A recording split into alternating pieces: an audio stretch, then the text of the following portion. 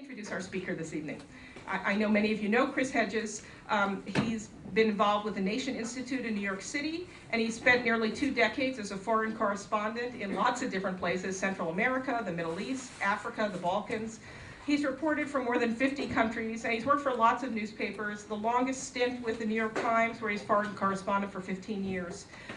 In fact, when he was with the New York Times in 2002, he was part of a team that was awarded the Pulitzer Prize for coverage of global terrorism.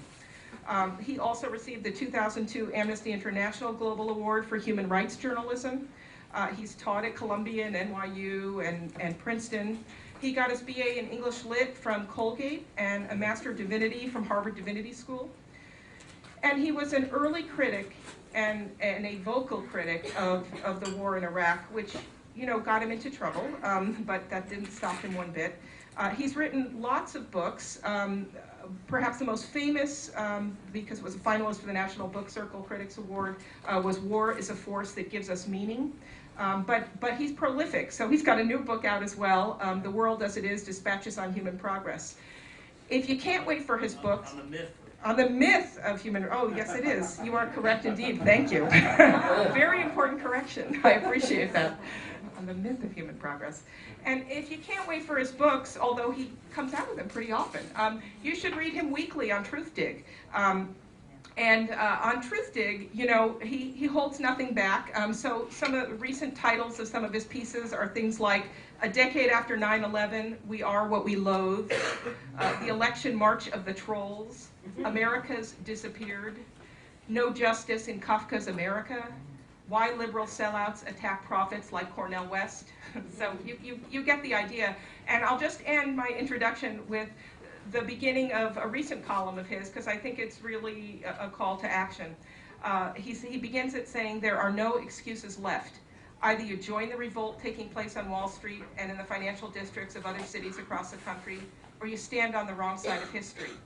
Either you obstruct in the only form left to us, which is civil disobedience, the plundering by the criminal class on Wall Street and accelerated destruction of the ecosystem that sustains the human species, or become the passive enabler of monstrous evil. Either you taste, feel, and smell the intoxication of freedom and revolt, or sink into the miasma of despair and apathy. Either you are a rebel or a slave." Chris Hedges.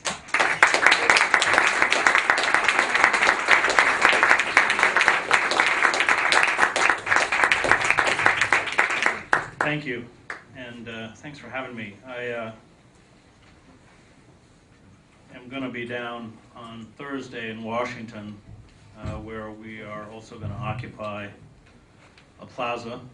This has been planned for several months in coordination with the occupation in Wall Street. And I think that what we are seeing at this moment is unique and important and probably even monumental, and maybe our last chance. The corporate forces that have seized control of the political system, and here I would differ with you, I think going to a congressperson's office is an utter waste of time. The corporate forces that have seized control and have obliterated any kind of impediments or regulations have become a revolutionary force. In that sense, Karl Marx was completely right. Unfettered capitalism is a revolutionary force that has built within it its own inevitable self-annihilation, because it turns everything into a commodity that you exploit until exhaustion or collapse, so that human capital, human beings become commodities.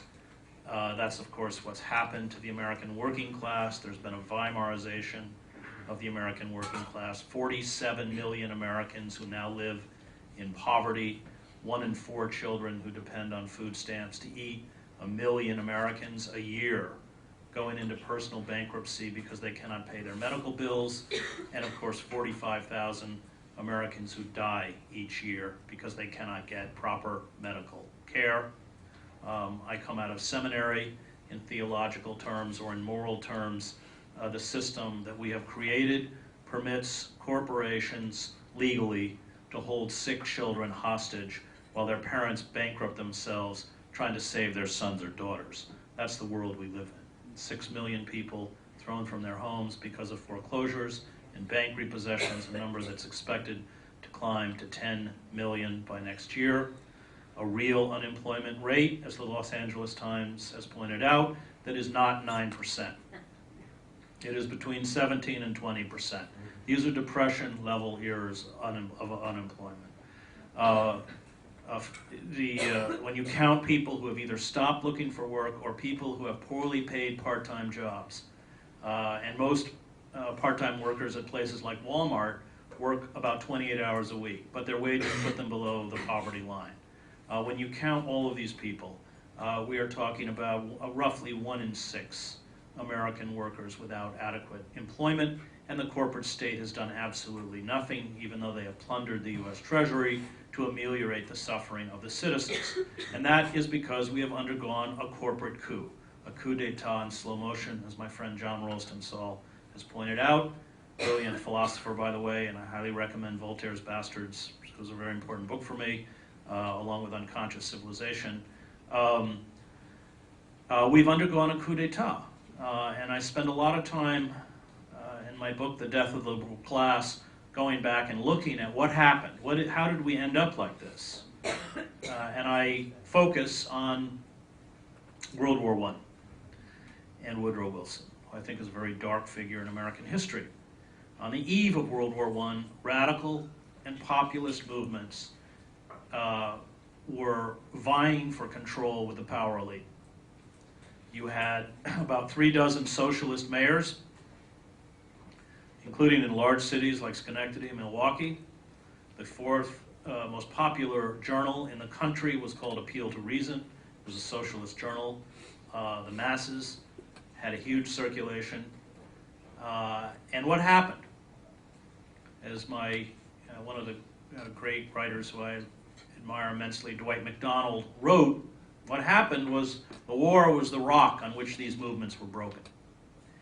And if you go back to that period in American history, and Wilson had run for re-election on the slogan, "He kept us out of the war," there was no support for getting involved in World War I. But the bankers, Wall Street, had lent tremendous sums of money to the British and the French. And with the collapse of the Eastern Front, there was a very real possibility that the German forces would be able to transfer their divisions away from containing what had been the forces of Tsarist Russia and defeat the British and the French. And that meant that Wall Street would not be repaid. And so they pushed Wilson into the war. In order to sell the war to the American public, Wilson created the first system of modern mass propaganda, known as the Committee for Public Information and popularly known as the Creel Commission. It was headed by a former muckraking journalist named George Creel. And not only did they have their own news division that produced pro-war stories, not only were all publications forced to adopt a pro-war stance, including Appeal to Reason, which actually acquiesced to this demand, although they shut them down after the war. The masses shut down publication. It had its own film division out of Hollywood, which made movies like The Kaiser, The Butcher of Berlin, speakers bureaus, 45,000 public speakers fanning out across the country. But more importantly, it employed the understanding of mass psychology pioneered by figures like Le Bon, Trotter, and Sigmund Freud. And out of the Committee for Public Information comes Edward Bernays, the father of modern public relations, whose 1922 book called Propaganda, which is worth reading, along with Lippmann's Public Opinion, became the blueprint for Goebbels and the Nazis.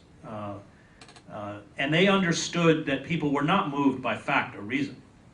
They were moved by the manipulation of emotion, what Walter Lippmann called the manufacturing of consent. And if you read, I think, the leading sort of moral and intellectual voices of the time, Randolph Bourne or Jane Addams, they both despair about how effective that propaganda was and how almost everyone, including the social critics and the intellectuals were seduced by its appeal.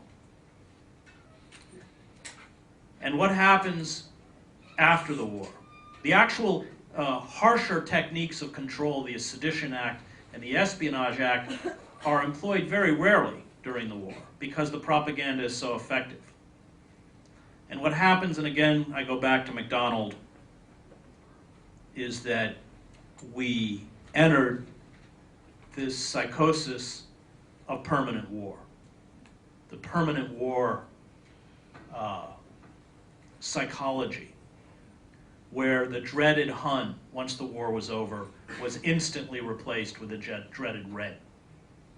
And it is a testament to the resilience of populist forces that even though Eugene Debs, the head of the Socialist Party, is thrown in prison by Wilson from a prison cell in 1920 with his name on the ballot, he still pulls 1 million votes. And it's actually after the war that they used the Sedition Act and the Espionage Act to wipe out as much of the remnants of these movements. These is what culminated with the Palmer raids. They shut down the masses. They shut down appeal to reason. They go after these radical movements like the Wobblies, where they take the figures of this radical anarchist labor union. There's a wonderful scene, and I'm going to end by talking about Wall Street, but this moment in the history of the Wobblies reminds me of Wall Street. When there's strikes in San Francisco, and so Wobbly supporters are all put on a ship to go down and support the striking workers, and they're greeted on the docks by San Francisco's finest, who start beating the shit out of them. And as they're whacking them, they say, "Where's your leader? Where's your leaders? Where are your leaders?" And all the Wobblies go, "We're all leaders." And how many people have been, or you don't have to raise your hand, but I hope some of you have been down to Wall Street. You know the undercover, that NYPD has put in undercover cops. And the biggest tip-off that they're an undercover cop, aside from the fact that they look like a cop, is that they walk around going, "Who are the leaders? Where are the leaders?" And what's driving them crazy is that it's not a hierarchical organization. There are no leaders. It's ruled by consensus, which is cumbersome and time-consuming, but it makes them protean. If they can't take out this person or that person and see the structure collapse.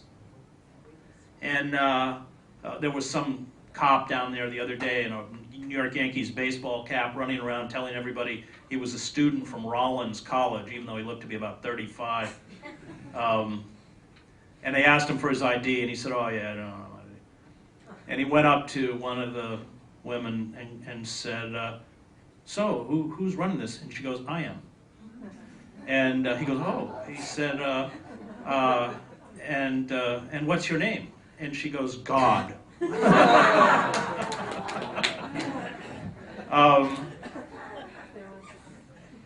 So these movements, like the Wobblies, they really went after. They trumped up murder charges on Joe Hill out of Utah, ends up being executed. Big Bill Haywood, the leader of the Wobblies, has to flee to Moscow and spends the last 10 years of his life in exile.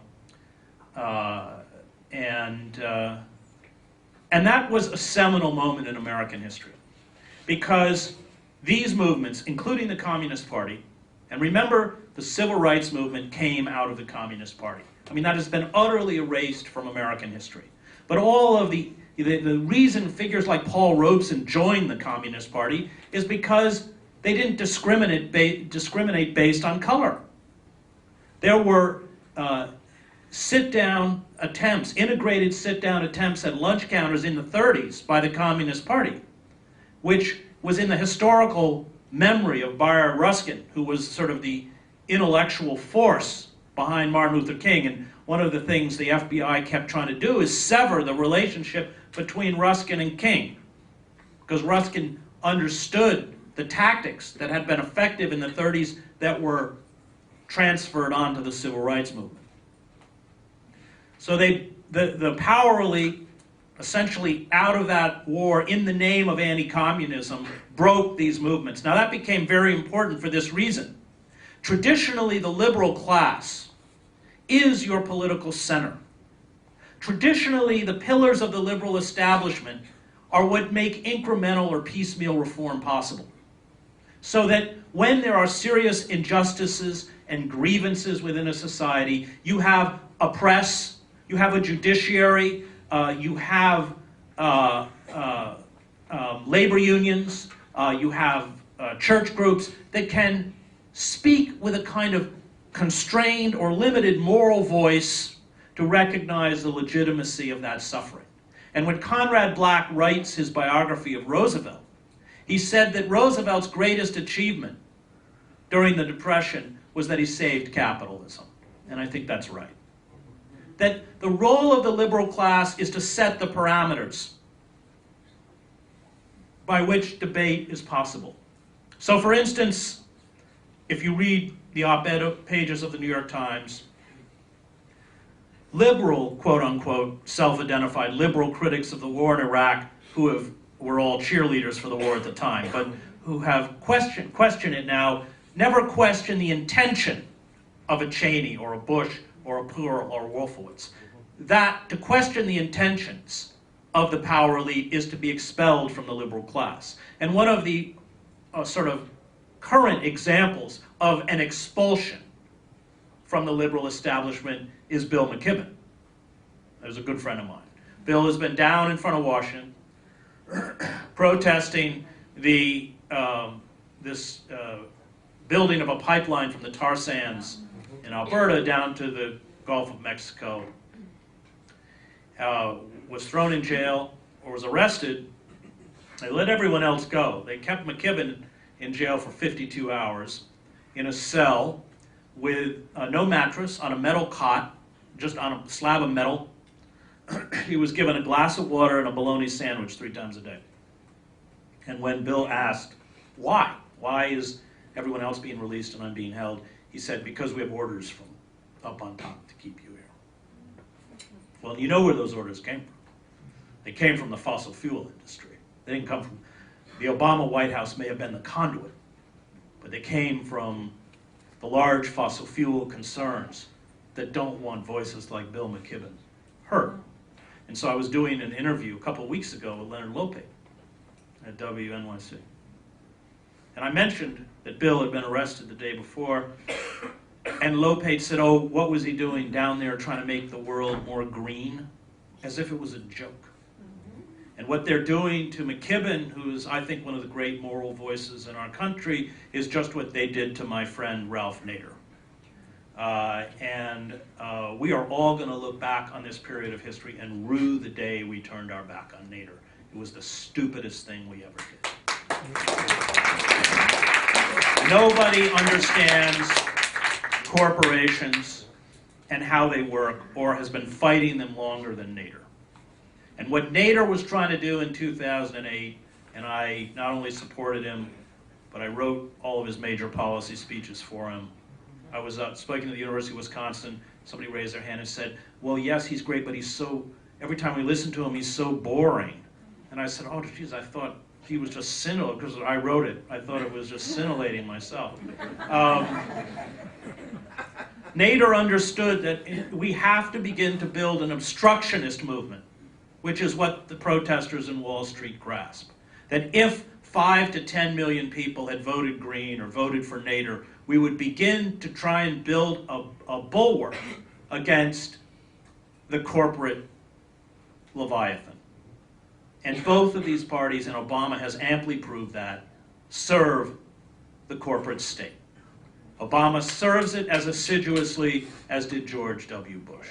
If you look at all of the major issues, there is no difference. Whether it is imperial war, whether it is the refusal to respect basic rights of ordinary citizens. Obama has not restored habeas corpus. We still run offshore penal colonies where we openly torture other human beings, which of course is what we do in our supermax prisons. It's what they did to Bradley Manning. And you know why they did that to Manning? Have you ever thought, why did they do this to Manning?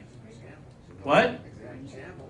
They wanted to turn him on Julian Assange, and they failed. They had all the information. They have his computers. There wasn't There was no reason, there was no reason to impose this sort of psychological, and we know, I mean, it's scientific. I mean, the Stasi used it. They used to say the Gestapo breaks bones, the Stasi breaks souls. I mean, you know, we know what prolonged isolation does. We know what, you know, plying them with antidepressants. They know perfectly how to break you. And they were breaking him to try and make him, because what they want is Assange. They want is WikiLeaks. And, you know, for me, Bradley Manning is an American hero. And he didn't break. And let's be clear about what he leaked under the Geneva Convention. He leaked war crimes. He documented war crimes, which are committed on a daily basis in Iraq and Afghanistan. So we broke our populist movements, and they used, in the name of anti-communism, that ideology to disembowel the liberal establishment, including the universities.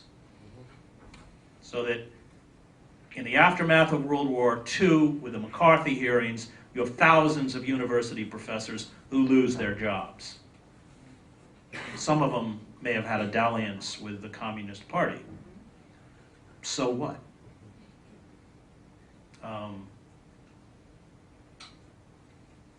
And they drove any kind of, or they certainly reduced any kind of critical thinking within the space of education significantly, so that it became marginal. I mean, you look at any economics department, I expect even the one at Hofstra, and the mantra of laissez-faire capitalism is about the only thing that can get you tenure. We destroyed journalism. Figures like I.F. Stone becomes a pariah, probably our greatest investigative journalist. He can't even get a job at The Nation magazine. Social workers were decimated because traditionally the unions of social workers used to advocate on behalf of their clients, advocate on behalf of the poor. The State Department was purged. The consequences of this were tremendous because it instilled deep fear within liberal institutions, even within the ACLU. There were internal purges of figures who were soft on communism. It was the stick by which they destroyed the presidential aspirations of Henry Wallace, who ran in 1948. So that you end up in the 1960s with unions headed by figures like George Meany and Lane Kirkland, who support Nixon's war in Indochina and ridicule the anti-war protesters. The broad social vision that had been part of powerful populist radical unions like the old CIO and the Wobblies is now gone. And there's a reason we have the worst healthcare system in the industrialized world. It's because those forces, for instance in Canada, which has universal healthcare, it was the unions who gave them universal healthcare. The unions struck, fought, and created healthcare for all citizens. And our unions withered and died. So they provided healthcare only for their own members and not for anyone else. And now, of course, that healthcare is being taken away. I'm very critical of the New Left in the 60s. And I, although I was a kid, my father was very involved in the civil rights movement. He was a Presbyterian minister. And we lived in a farm town in upstate New York. This was at a time when Martin Luther King was probably one of the most hated men in America. He was a veteran of World War II. He'd been a sergeant in North Africa. Came back virtually a pacifist after the war. He was very involved in the anti-war movement. Indeed, he told me when I was about 12 years old that if the war was still being fought when I was 18 and I was drafted, he would go to prison with me. And to this day, I carry an image of sitting in a jail cell with my dad.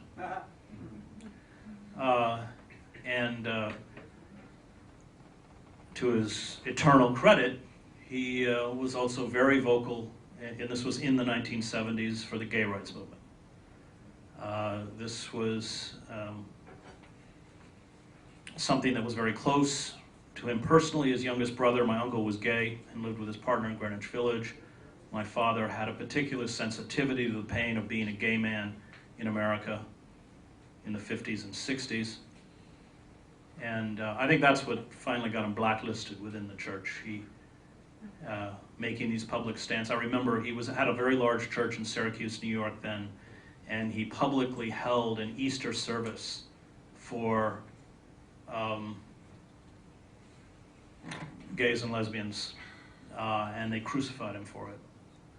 I was at Colgate University, which was an hour away from Syracuse, and when my dad found out that there was no gay and lesbian organization at Colgate, he drove the gay speakers to my campus.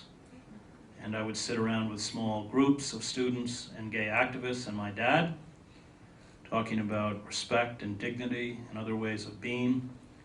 And I have to confess, I was probably one of the most committed heterosexuals at Colgate.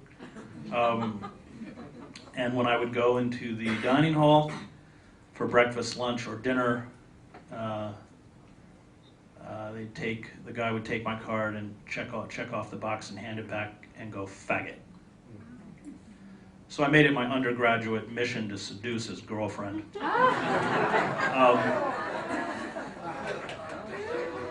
Coming out of the religious left, and this is Dorothy Day, the Christian anarchists, the Berrigans, and I just had lunch with Daniel Berrigan, Father Daniel Berrigan, had just turned 90.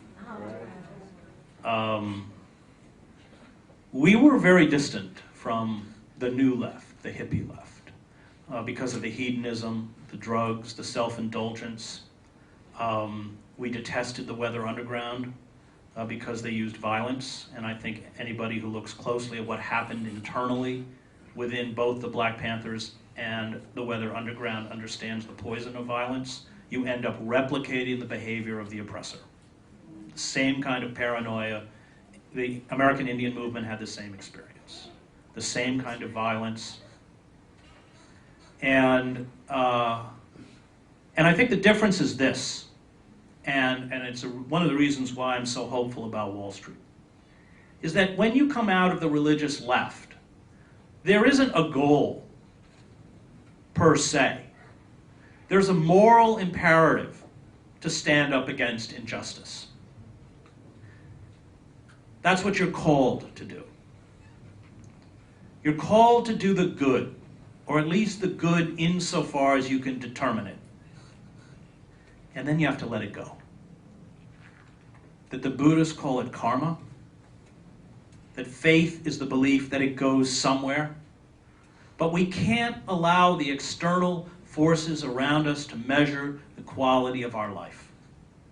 Things may be worse by the time our lives are over. That does not invalidate what we fought for. And certainly the most hopeful moment in the early part of the 20th century and the latter part of the early part of the 21st century and latter part of the 20th is what's happening right now.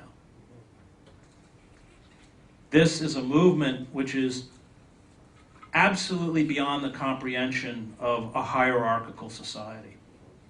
They're criticized because they don't have specific demands. Why aren't they protesting against corporate personhood? Why aren't they calling for electoral reform? Because they understand that the whole damn system is rotten. They understand that if we do not dismantle the power of these corporations and thwart the bizarre ideology that human behavior should conform to the dictates of the marketplace, which flies in the face of 3,000 years of economic history, we're finished.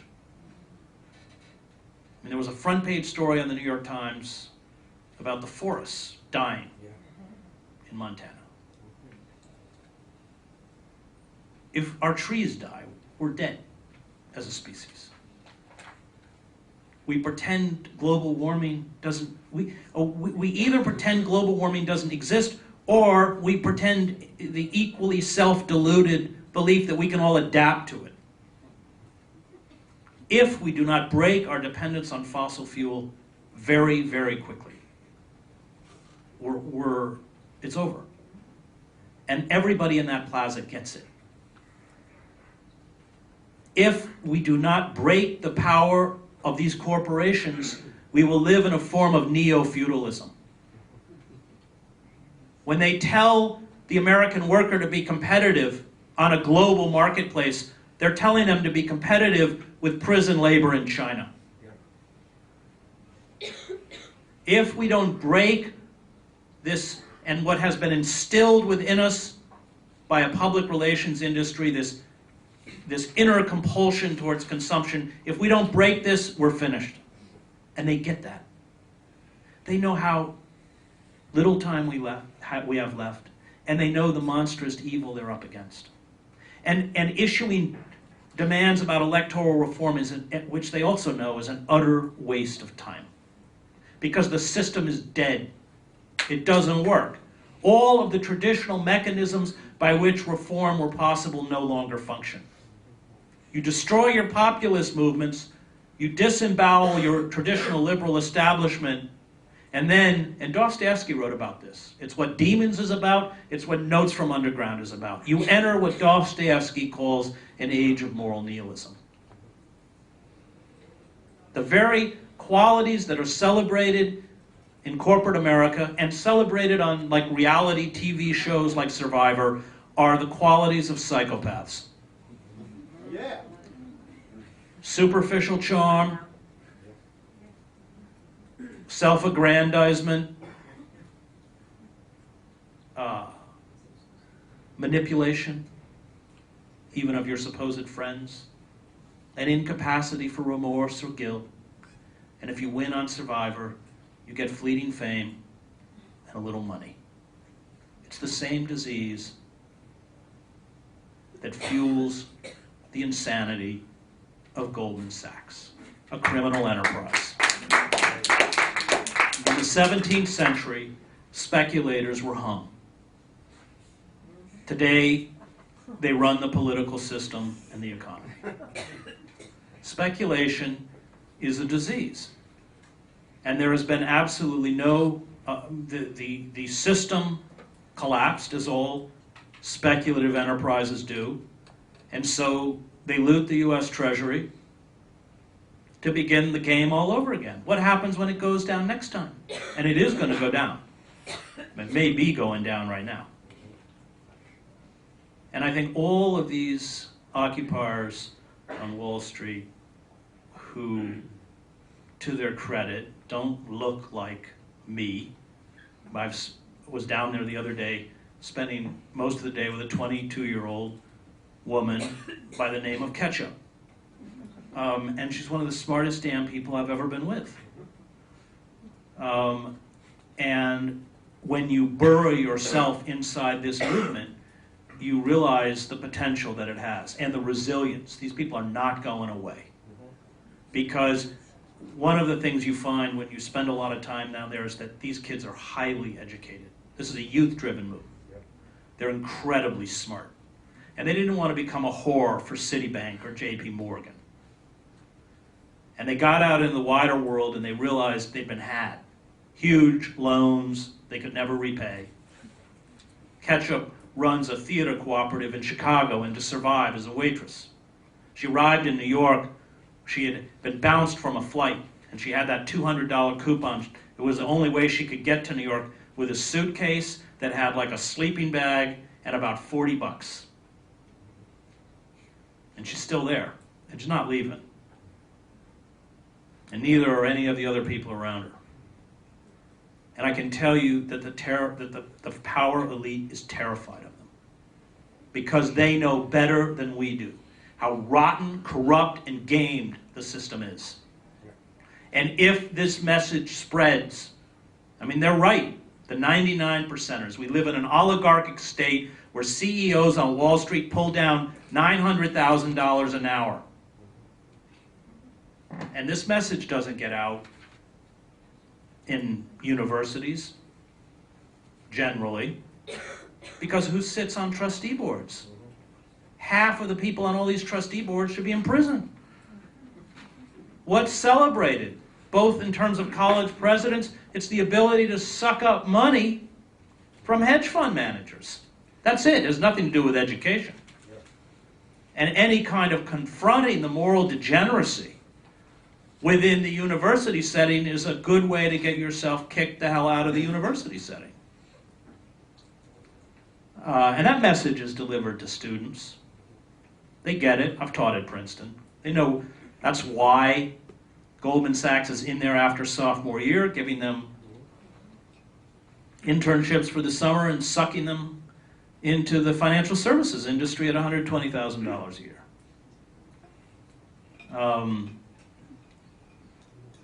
So I'm very hopeful. It's spreading. These kids are awake. It is, you know, I go down and do protests with Veterans for Peace, a group I love, but, you know, I'm sort of the youngest guy there. And there's a lot of time talking about what it was like in the 60s. And their heart's in the right place, but it's not going to have any traction until it's driven by a new generation. And this is being driven by your generation. And it's driven by your language and your concerns. I just did an interview with Maclean's magazine a few minutes before I gave this lecture, and they keep wanting to say, well, what's it like? Is it like the Paris Commune? Is it like flower power? Is it, because they just want labels. I said, it's like what it is. I feel like, what's that line from The Tempest, you know? Oh no, it's from Antony and Cleopatra. It's where they're teasing, Antony's teasing Enobarbus. What's the crocodile like? Well, it's like it is. It has eyes like it has. You can't, don't reduce this to jingoistic, cliche-ridden crap, because that's the way they write it off.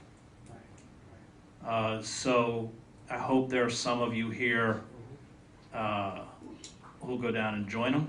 It's just a train ride away. It's very inspiring. I know Kayla and others have been there. It's empowering because, just to close, what the corporate state has effectively done to your generation is cut you off from each other through electronic hallucinations. When you're sitting in front of your device or your screen, you're still alone. And that's just where they want you, alone. And where they don't want you is in Liberty Plaza. Because I think, as Kayla will tell you, I think you were there for when 1,000 marchers were on the Brooklyn Bridge. The roar of that crowd, walking across that bridge, going, whose bridge? Our bridge. It's a sacred moment. Even if the cops walk in tonight and break it up, bust up that whole park, they're finished. Because that's in the DNA of every single person who was there. And for any of you who have a conscience, and fuck your classes, just go. Any of you, if you don't go now, you will so deeply regret it. And you will come back a changed person and an empowered person, because you'll, not in an intellectual way, but in a visceral way, understand that you're not alone. There are people out there like you who care, who have a heart, and who have the courage to fight back. Thank you.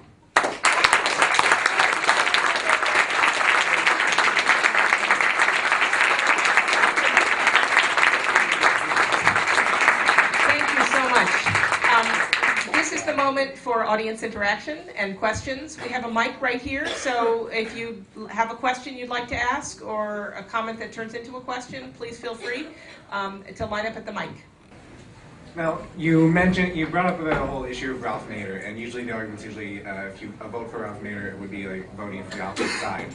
And so, what is your reaction to saying how essentially the system as it exists now has been constructed so that it gives the two options only, and any option for anything else essentially would take you out of the game? No, the argument is that there is no option. Well, yeah. Well, there is no way to vote against the interests of Goldman Sachs. Period. So, but like, how would you address the overall argument of either operating are you saying that the only way to address the core issues is by countering the system as it stands currently? Civil disobedience, it's all we have left. Right. And so within the political system, as it's like not outside the political system that we currently have, like not outside democratic politics, the overall political system that's even not recognized. What kind of is there a way of truly, I guess, acting upon it? Yeah, go get arrested. That's what I do. I mean, it's not fun. I mean, to steal Wendell Berry's line, going to jail is more time than I care to donate to the U.S. government. But it is all we have left. And all the great moral voices, Wendell Berry, they're all saying it. Wendell, 77 years old, occupied the governor's office in Kentucky against mountaintop removal, which is killing the Appalachian Mountains, the lungs of the eastern United States. And that's it. We are the last thin line of defense, and who care about an open and a civil society. And if not, we will see all opposition to groups like the Tea Party, which are proto-fascist movements that celebrate the gun culture, violence, bigotry, racism, and do what all fascist movements do, which is target the vulnerable. Undocumented workers, Muslims, intellectuals, homosexuals. Such an old damn story. And so either we get out there and fight for the open society, or we become complicit in it being snuffed out.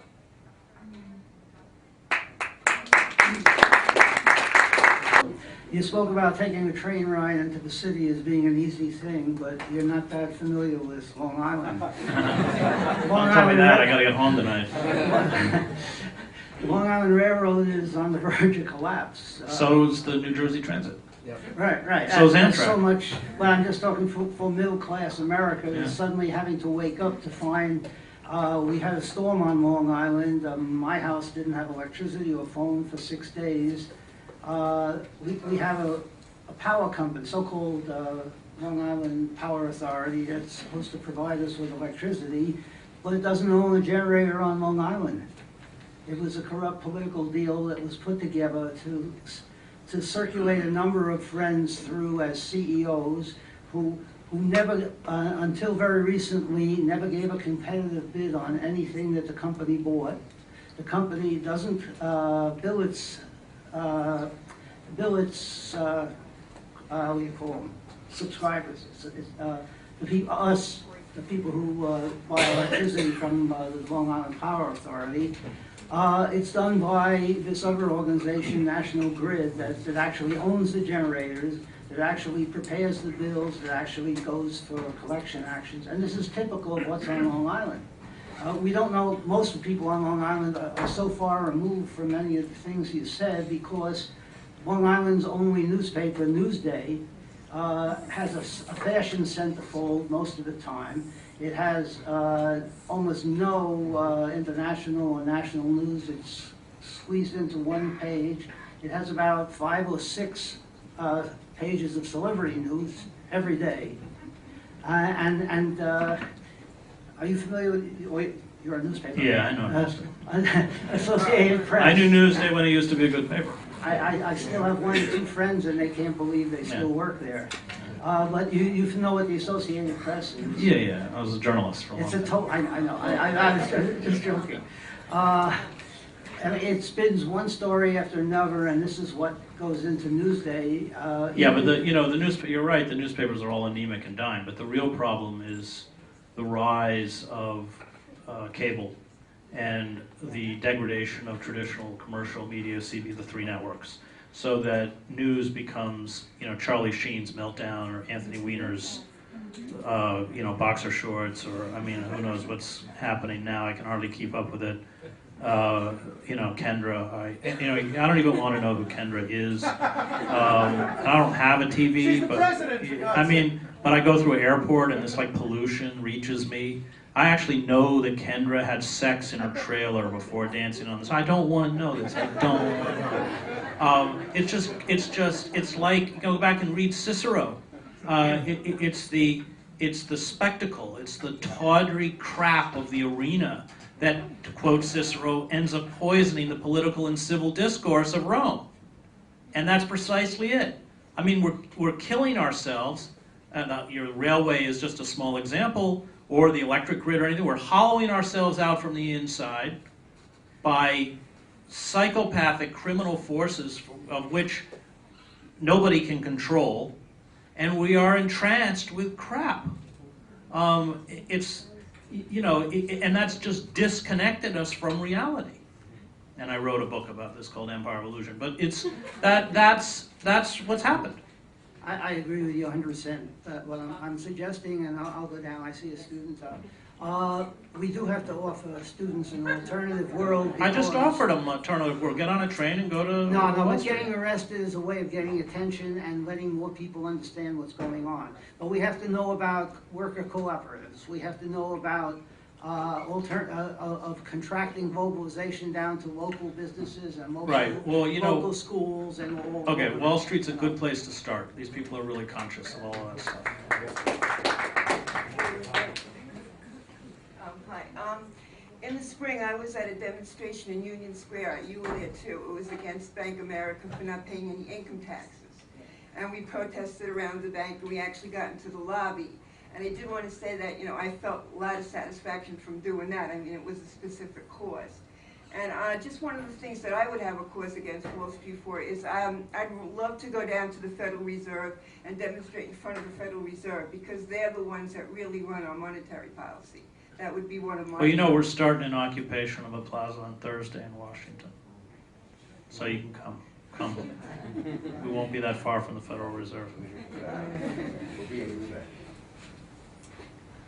Hello, thank you for coming. I just have a question. I mean, I have my own opinion about Obama's presidency. To me, he sort of seems like the bare minimum of change in order to keep the system afloat. I'm just wondering what you think about his, you know, policy changes, or if he did anything really worthwhile, because at first I had high hopes, and then shortly came to realize that there was not really much difference besides, you know, maintaining, I guess. Obama functioned as a brand. In the same way that a few years ago Calvin Klein and Benetton put up on their billboards people of color and HIV-positive models to associate their products with risque lifestyle and progressive politics. But of course, it was, as with all brands, to make passive consumers confuse a brand with an experience. That is why, after he won election, Advertising Age gave Obama its top annual award, which was Marketer of the Year. He beat Nike, Apple, Zappos, because the professionals know damn well what he did. And that's why he got so much corporate money, $600 million. And he got it from Wall Street. Now Wall Street's turned on him. Why did he get it from Wall Street in 2008? Because Wall Street thought they'd been caught. The meltdown came, they thought they were exposed, and they were scared. Now they're not scared anymore. Fuck Obama, we don't need him. Let's get a Neanderthal like Rick Perry. Yeah, that's what, it seems like that way to me as well. Just the newest, you know, hand of the same power, just not really. Don't waste your time, Monica. Go down to Wall Street. You're young. I've lost hope in politics. Well, don't lose. Politics is a waste. I mean, traditional politics, it's a carnival act. Absolutely. Just forget it. I mean, you know, and that's what they want, you know. And one of the reasons I hate MSNBC is because they're always trying to steer you back into the Democratic Party. And in a way, they become even more disempowering. You know, because it's a phony left. Absolutely. Oh, Yeah, we got to do everything we can to get Obama elected. What's this guy, Ed something? Ed Schultz. These guys are just ridiculous. I was there last week, so I'm planning to go back again. Good for you. soon. That's right. I was going to talk to you about that, but first, you mentioned something about the social media and how it's kind of becoming a distraction implied by the corporations. What's your stance on, or what's your opinion on social media being active in like a lot of the recent revolutions and being involved in Occupy Wall Street Look, right now? social media is useful as a form of communication. It's useless as a form of activism. Getting a Facebook page to save the whales doesn't do a damn thing for the whales. It may make you feel good at 2 in the morning in front of the glow of your screen, but it's not activism. All of the organizers of Wall Street get it. They've created their own media so that when Anthony Bologna decides to pepper spray those women. There was no traditional media there, not one. And yet they had it filmed from several angles, and it all got up on YouTube and the internet. I did an interview with them a week ago Sunday in the morning. It was a really long interview. It was like 40 minutes. And the last time I checked, 51,000 people had watched it. Now, they have recognized that the traditional systems of communication don't work. These people are courtiers. They're hedonists of power. They define their success as journalists by their access to the powerful, an ability to do interviews with powerful or famous people. I can tell you that's not journalism. Katie Couric is not a journalist. She's a celebrity. That's why she makes $15 million a year. It's about that ability to project a false kind of empathy. Clinton did it, that kind of feel your pain language. Meanwhile, he's like ramming NAFTA through, the biggest betrayal of the working class in this country since the Taft-Hartley Act of 1948. He's deregulating the banks, he's destroying welfare, he's deregulating the FCC so Clear Channel can buy every goddamn radio station in this country. So, I mean, there are so many reasons to go to Wall Street. You know, they have, the media, have you been down there? No, I plan to go down now. Good. Well, the media, it's in the center of the park. Yep. And they're completely prepared if the police raid it. And they've decided that what they will do is everybody will gather in a circle around that media center to protect it as long as they can, so that they can transmit outward what is happening. Because they don't trust the traditional media, and nor should they. So they created their own media. So you talk about social networking, they use it in a way that I think is smart, but they don't pretend that it's activism. They don't think that writing a blog is going to do anything. When they do transmissions on social media, and it's worth reading, look at the Occupy Wall Street website, it's really nuts and bolts. At 1 o'clock, we're going to have a General Assembly, be there. Or whatever. And so in that aspect, as a form of communication, it's really good. But I think too often, people within your generation, I'm not picking on you, just everyone else in your generation, they've confused social network as itself a meaningful technology. And ultimately it's neutral, it's not meaningful. And let me, while I'm here, trash Facebook.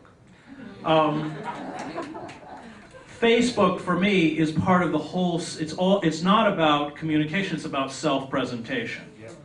And it buys into the disease of celebrity culture. Everything you put up on Facebook is designed not to actually communicate anything authentic about you, but the image that you want, even right down to the comments, the image that you want presented. And that's something we've got to break away from. It's made a lot of really dirty people really rich. And number one, we don't want to make them rich. But secondly, it's not healthy. The Empire of Illusion, I'm just curious where it fits in for you. Well, I mentioned, you're right that I don't spend a lot of time on it, but when I talk about magical thinking, I certainly include the Christian right. As one of the forms of magical thinking. Probably the most powerful and effective form of magical thinking, because it's hermetically sealed tens of millions of Americans within Christian radio and television. So, yeah, I mean, it's a non-reality based belief system, but most of the belief systems in American society are non-reality based. But you're right that I didn't spend a lot of time. I figured I'd written a whole book on it. If I write too much, then they won't buy the other book. So, but it wasn't calculated. I try not to repeat myself. I mean, I try and, like, my first book on war sold a lot, and I could have easily just spent the rest of my life writing about war, like Thomas Ricks or somebody, and probably made a comfortable living, and maybe even some university would have given me a job. But I didn't want to do that on purpose. Like, I don't want to write about war again. So, I mean, even if a book is sort of a pale, you know, it doesn't have the kind of, I want to keep moving, you know.